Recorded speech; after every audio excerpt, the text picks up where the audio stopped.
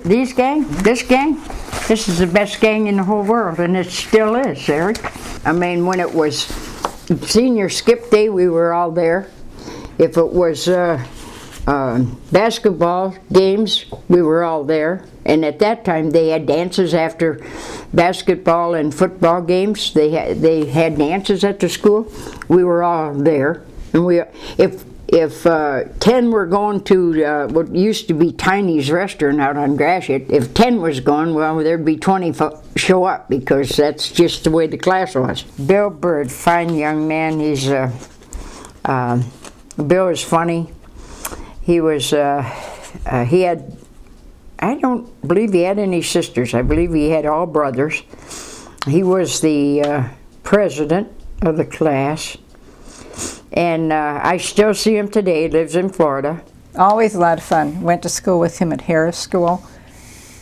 Not from first grade, but he came, I think he came from Detroit. Anyway, he came to Harris School after the rest of us had started. Lived out on 27 Mile Road. Yeah, he was a fun guy.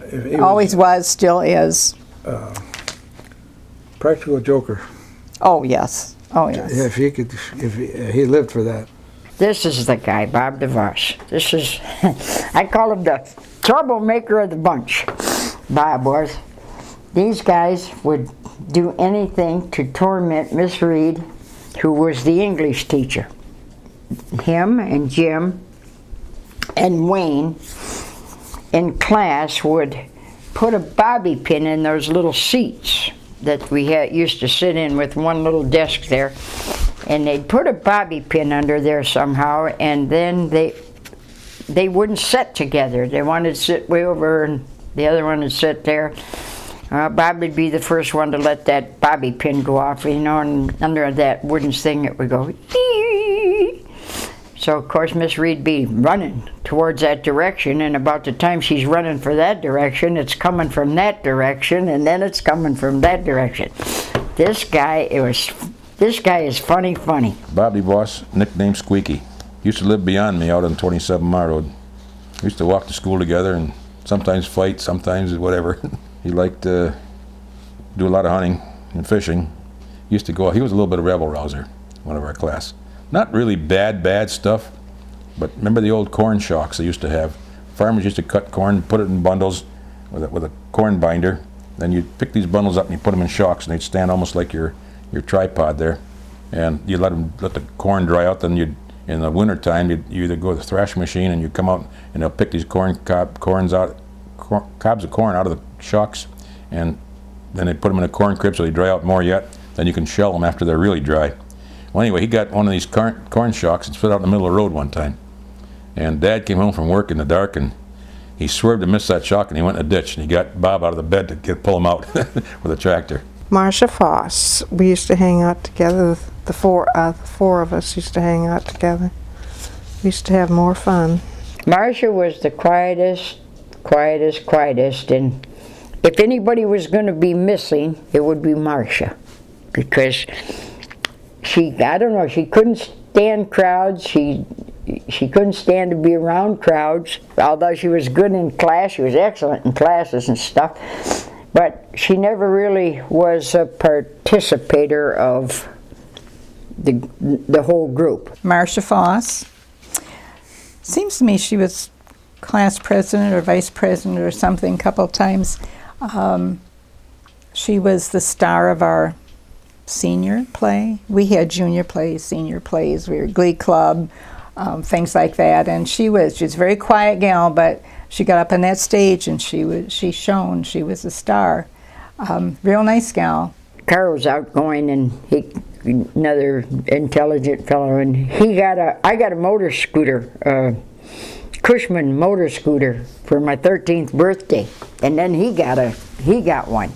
And then there was an older man in New Haven had one. So we used to get on we'd get on them scooters and we'd go all over the place, Carl and that guy and I, we'd ride all over. He was always a good student, always full of fun, but yet not a boisterous troublemaker or anything like that, just a real nice guy. I don't remember Carl doing a lot of sports stuff, but he was always like senior class, junior class, probably class officer and stuff like that. Oh, yes, Joyce. No, we used to hang out together, and she was kind of shy. Joyce Aldous was a very quiet individual. If when she was in our crowd, she probably was the quietest one in the whole bunch. But she always had that same smile. She just carried that smile with her wherever. At Wissenberg, Mr. Jock. Which I'm sure you know a lot about him. I remember him, well, all sports really. He's just a goer. Very good. I don't know if he started kindergarten in New Haven, but I know we graduated together, and I got confirmed together with him too. He was probably the most wanted, the most wanted kid in the class. Ed was. Everybody loved Eddie, and he's turned out to be. He was that teacher in Armada for years and years, and he's the one we all went to that thing for him, and he's still a great guy. I saw him here at Skip's funeral, and he just had a knee replacement. He too goes to Florida, and so we'll have a little breakfast with him, Lord willing, next year. He was always the sports. He was always the jock in school. He was the star of the team always. Yeah. Best player.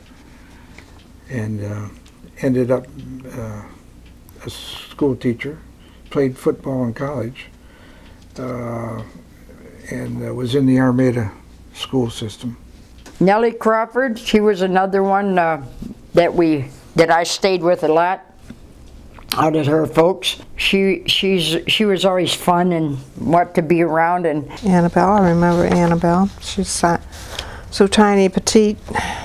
Ann Tromley.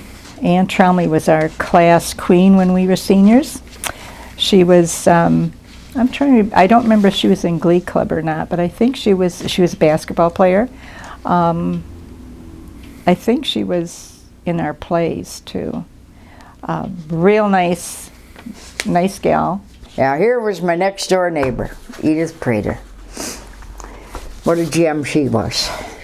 Her parents were right next door to us, and we'd go to school together. I'd go over there every morning, we had to walk school from down there up to the high school. So I'd stop at Edith's, which was just probably from here to the end of the house. And when I'd get in there, I'd always say, oh boy, if I could only live here. They'd be having chicken and biscuits and all that good stuff for breakfast. This was a wonderful family, wonderful. I remembered Vita. She always had this beautiful smile.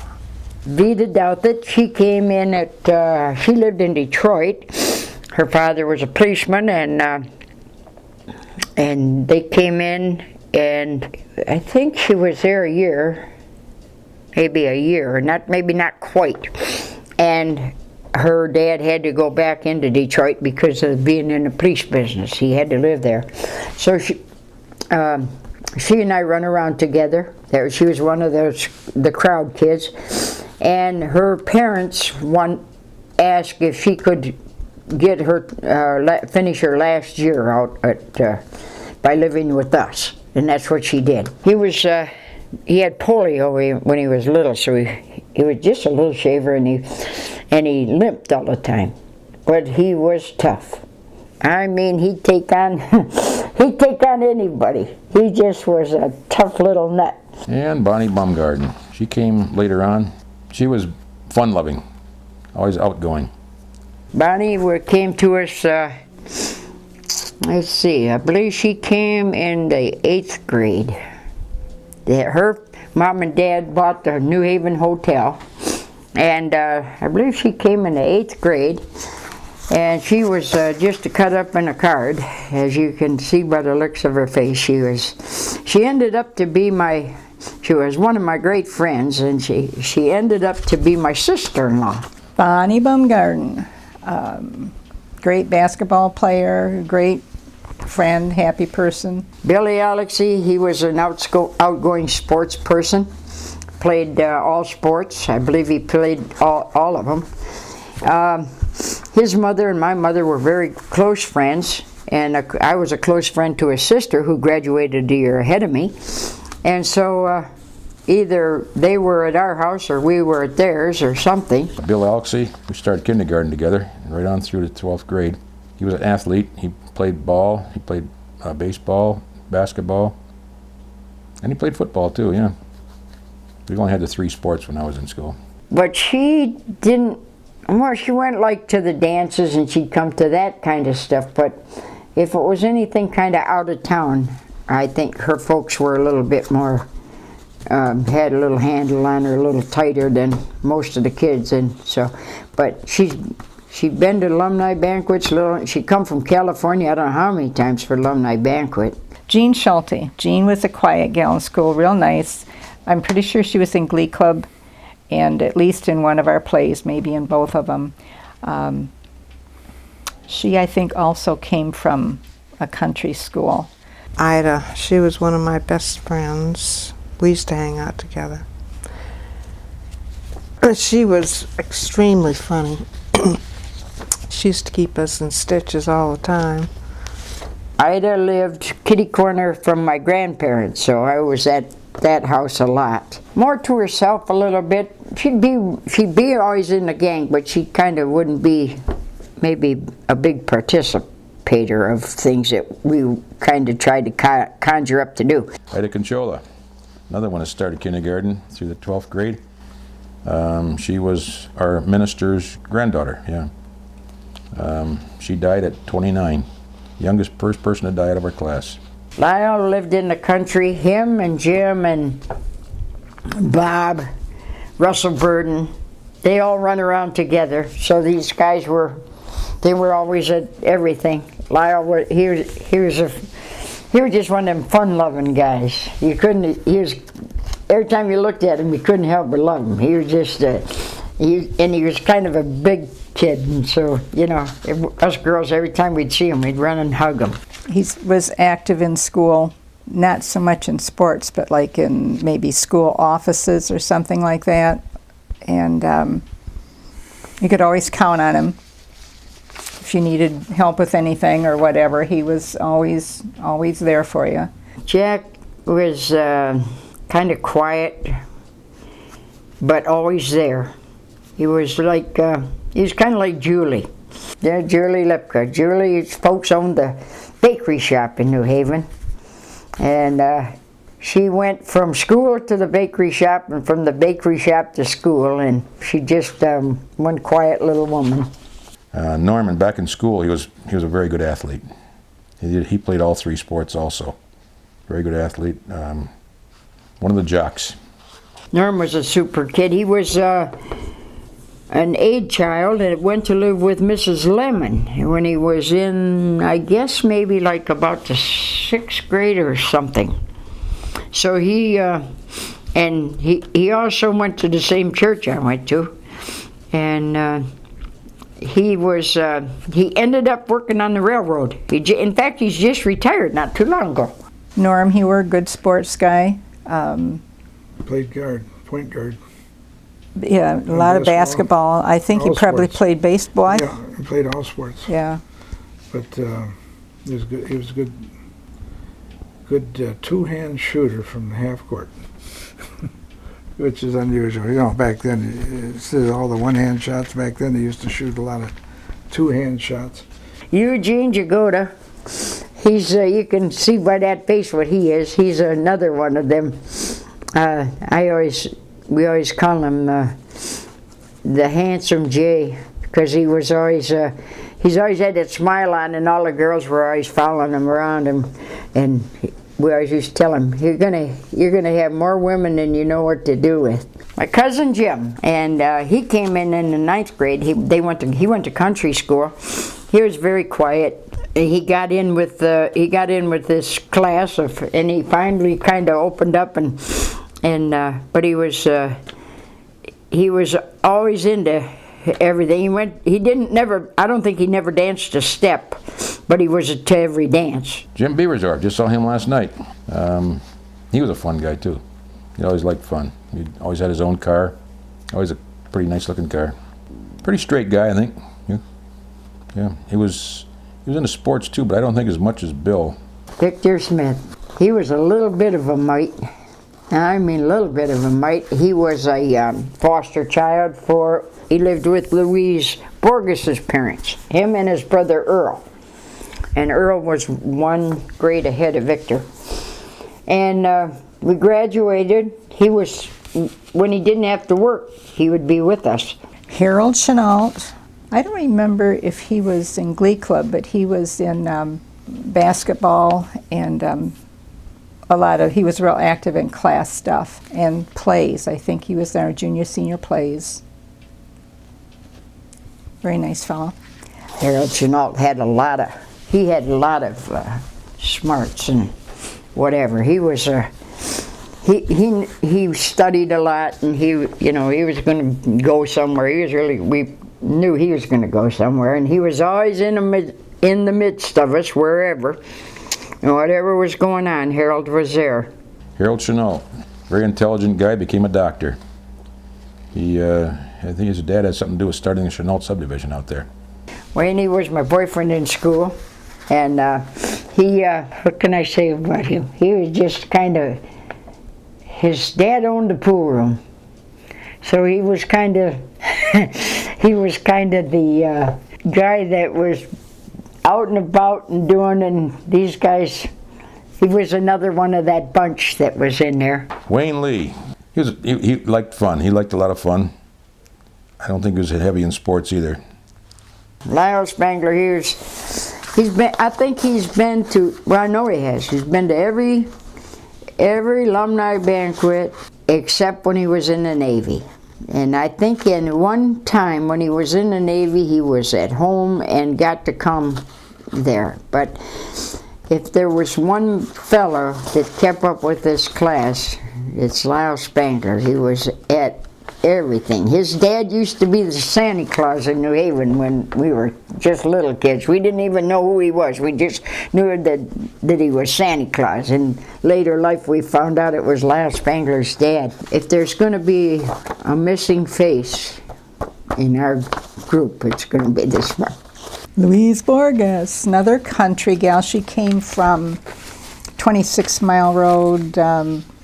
She lived not too far from Rosalie and Emily that he was classmates with. Louise became a nun after graduating from high school. Catholic nun. She's always was, she surprised everybody when she did that. But not because we didn't think she was the type, it just was a surprise. But she was always a real nice, quiet, happy girl. And she played basketball. She was fun-loving sports. And shortly after she graduated, she became a nun. Well, we could not believe that girl could become a nun, and we laugh at it today. Louise Borges, she's a nun. I see her once in a while. She's retired, and in fact, I dated her a couple of times. She lived on 26 Mile Road. Nice gal. But he was quiet. He was a little guy, and he was really quiet. So everybody smoked at that time, and Raymond, of course, he didn't smoke. And so we said to him, "Raymond, you ever smoke?" "No, I never smoked." "Well, you're going to smoke today." So we gave him a cigarette. Somebody lit him a cigarette and gave it to him, and he took a couple of puffs of that cigarette. And he says, "I'll never," in my book it says, "I'll never forget that first and then he just made a big line. Cigarette, he didn't want to say cigarette, he just made the line. He was another very studious young man. We had our senior skip day. There was Ray Sikowski and Lyle Spangler and myself. We rode in one vehicle, and our tradition was to, as a seniors, we would get together and we would plan the skip day, and then we would, early in the morning, probably about 5:30 in the morning, we'd go over to the superintendent's house, Mr. Seifert's house, and we'd wake him up, say, "Hey, this is senior skip day." And he didn't know it ahead of time, only we knew it. And we'd take him along on senior skip day. We used to go to the radio station over in CKLW over in in Windsor. That was tradition, and be on the radio station early in the morning. Lorraine Stearns, she was another one. She was a cheerleader. She was basketball. She was everything. She was just a cheery girl, and she was into the stuff that always at the games and always at the dances, always everywhere. Lorraine Stern, cheerleader with her. She was a basketball player. She was on that great team we had. Very bubbly, very happy, very active, very smart. Went to the country school, Harris School. Fran Thompson, she's another one that was in our crowd, and I'm gonna have lunch with her tomorrow. She was a cheerleader, and she didn't play basketball, but she was a cheerleader, and she was always in and about things that were going on. And Donna was one of my closest friends from childhood right up. Her dad and my dad worked at the foundry and lived by us. We lived near each other, so she and I've stayed close. She's the one married Dale Giroux, lives in Florida now. Dean Dreyer. Dean was a real good sports player, football and basketball and probably baseball too, I guess. Lived about Lived 5 in, houses from the school. yeah, lived in town, would have gone there throughout his whole career. Real nice guy. Dean Dreyer, he was another good sports kid. He was little. He was a good basketball player, but he was short. And he had a great personality. He was a great kid. Dean Dreyer. He's another one that started kindergarten through the 12th grade with me.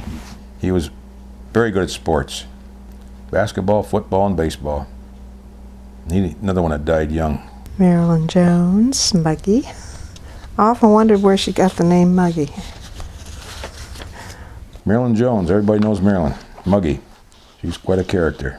She's the one that's really held our class together. She's really, she knows everything's going on about everyone, you know. So if she finds out about someone, she'll call me and I'll spread it out. What people that don't have internet, I'll mail mailings out to them. She was very active in sports. Yeah, she was a go-getter, I gotta say that. A little bit of rabble-rouser though too. And Muggy Jones. Muggy's great. I just knew her from high school on. And Muggy is absolutely one you could always depend on. Great basketball player. Girls basketball was way different back then. We had, you either were a guard or you were a forward. You played And if you played guard, there were 3 guards on this half of the court and 3 forwards on this half of the court. Did you know this?